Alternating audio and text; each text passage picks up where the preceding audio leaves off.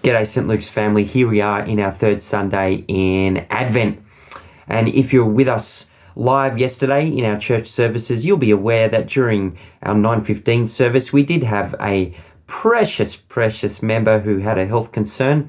And of course, we were keen to stop our service and our broadcast to respond to their concern. I'm pleased to be able to report that they're stable and being well supported. But it did mean that we didn't get a broadcast up online. So I wanted to create something for you, including a highlight package of our message. And so that's what we've put together for you this morning. You'll be aware that we're in our third Sunday in Advent, and we've been looking at the identities of Jesus. We've considered that Jesus is Lord. How do you respond to a Lord? You submit to them. You submit your will to them and your life to them. We've also considered that Jesus is the King in God's kingdom, the one who puts down the enemies to human flourishing, sin, selfishness, death, decay, and evil, and brings us into this beautiful kingdom of justice and peace. Today we consider a third identity of Jesus, that he is the Son who comes from the Father to reveal God to us, the Word who reveals the character and power of God, that we might truly know God. And that's good news, isn't it? It's good news because it means we don't have to endlessly search for God anymore. Well, you'll be aware if you look at the world around you that there are many religions and philosophies, and each religion or philosophy suggests a big idea or a version of God and certain practices that connect the adherent to their big idea or their version of God and keep them in good standing, make them right, make them good enough. For example, Judaism and Islam. Each has a version of God, and each has certain religious practices and faith practices that make you right with God, good enough for God, pleasing to God. The problem is, who really knows if they've ever done enough to be in good standing with God? These religions make for a very anxious existence. Or we could consider pagan religion. In traditional pagan religion, there are many gods and many spirits, and these spirits hold adherents in fear. And there are ceremony and an offering that can be made to purchase protection from the relevant spirit. These traditional religions make for a very fearful existence. Or we could consider Marxist ideology. Marxist ideology divides society up into classes. The great goal, of course, is to redistribute wealth and resources equally across the whole society, and in that way undo inequality and reach a kind of classless utopia. The method, the means, is political action or violent revolution. Another philosophy is a contemporary one, identity politics. In identity politics, society is divided into powerful identities and less powerful oppressed identity groups. The great goal is to take power from the powerful identities. For example, Anglo-Saxon men with university qualifications and senior work roles. The great goal is to take power from them and give it to less powerful identities. The problem, of course, that there is no acknowledgement of character, no acknowledgement that you might have lived a life of great kindness, service, and integrity in service to the poor. And so there are many religions and philosophies in the world around us. You know that as well as I do. The question, therefore, is how do we know which is right, which is true, which corresponds to ultimate reality? The answer to that question is to consider the Apostle John's prologue to his gospel and that famous verse 14. And I'd like to read it to you now and invite you to have open John chapter 1. John chapter 1 and verse 14. The Word became flesh and made his dwelling among us. And we've seen his glory, the glory of the one and only Son who came from the Father, full of grace and truth. Jesus, the unique Son of the Father, who reveals God's power and beautiful character to us. That's the great theme of John's Gospel.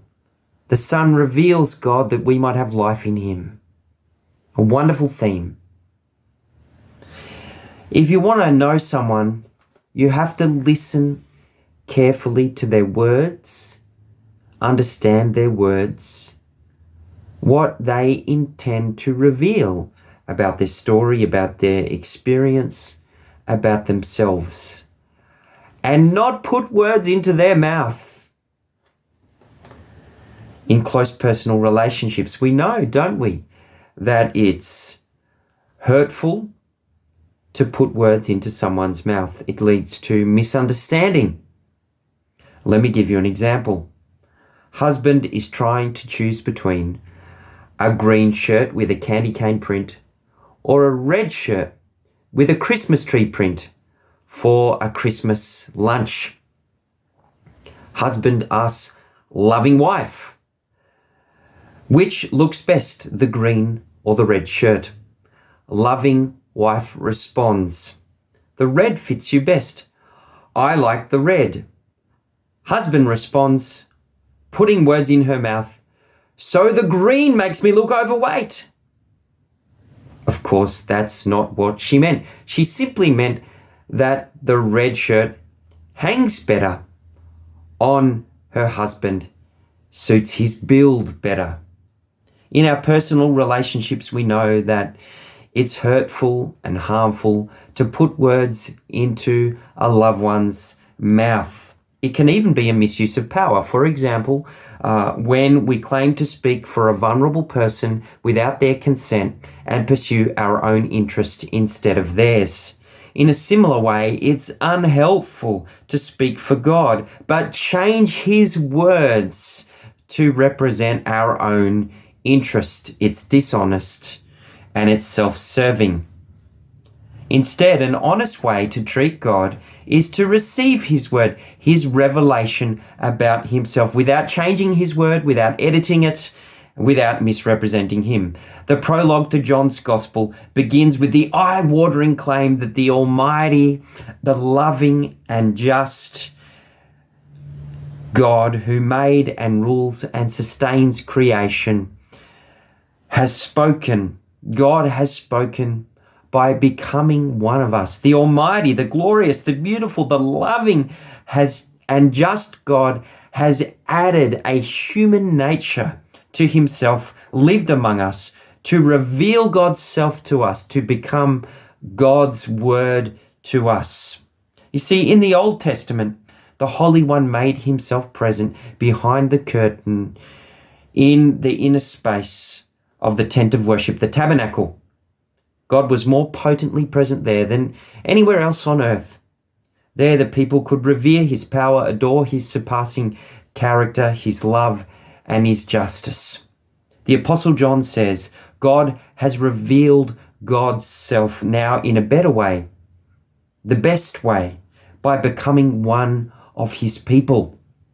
God has added a human nature to himself without losing or lessening his deity, and he so revealed himself to humankind and revealed the life that can be ours in him.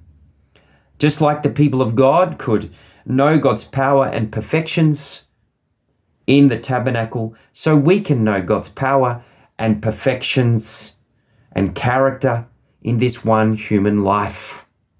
The Word became flesh and made his dwelling, literally in the original language, tented or tabernacled among us. And we have seen his glory, the glory of the one and only Son who came from the Father, full of grace and truth.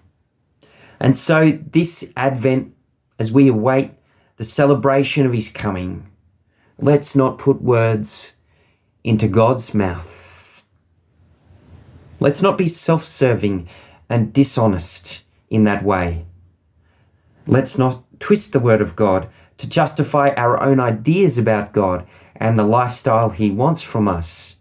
Instead, let's act with honesty and respect. Let's receive God's own word about himself, the Son of God, the one who's equal to the Father. Come among us in Jesus of Nazareth. Well, let me pray. Glorious Son of God, full of grace and truth, thank you that you added a human nature to yourself and walked among us, that we might truly know God's power, love, holiness, and life. We welcome you, Son of God. We trust you. We worship you. In Jesus' name, amen. Well, we have just a few moments for community news, and there might be one or two slides that come up on the screen now. First of all, our best wishes to those who have birthdays this week in our community, and we acknowledge the birthdays of Phil Gilbert, Barbara Burns and Joy Tucker this week. Also wanted to let you know about some of the events coming up over the next week as we approach Christmas and then over Christmas. Of course, we have our beautiful Christmas craft at St. Luke's on Friday the 22nd from 9:30. And please do put your booking in today if possible. That's an event for primary school aged children. They'll have opportunity to do some craft together or some woodwork and be reminded of the true meaning of Christmas, and they'll be encouraged and affirmed. So a great event to bring a grandchild along to, or your own child or their friend. Please do reach out through the webpage booking form. A word or two on our Christmas services. Of course, we have our beautiful Happy Birthday Jesus service, 6 p.m. on Christmas Eve, and that'll end with a birthday cake and blowing out the candles for Jesus. So we hope to see you there. A great event, a fun event for the whole family. Then we have our more traditional reflective Christmas celebrations, 10 p.m. Christmas Eve, and then on Christmas Day at 9 a.m. carols and communion. And so we hope to see you at some point over Christmas. That would be fantastic. And I'll just let our Lift community know that on the 24th of December, Christmas Eve, there will be no 11 a.m. service, as we'll be focusing our efforts on the 6 p.m. Happy Birthday Jesus service. It's been great to be with you, and I hope you have a great week and you find ways of reflecting on the coming of the Son into the world and all that we have in him, the revelation of God that we have in him. God bless and have a great week.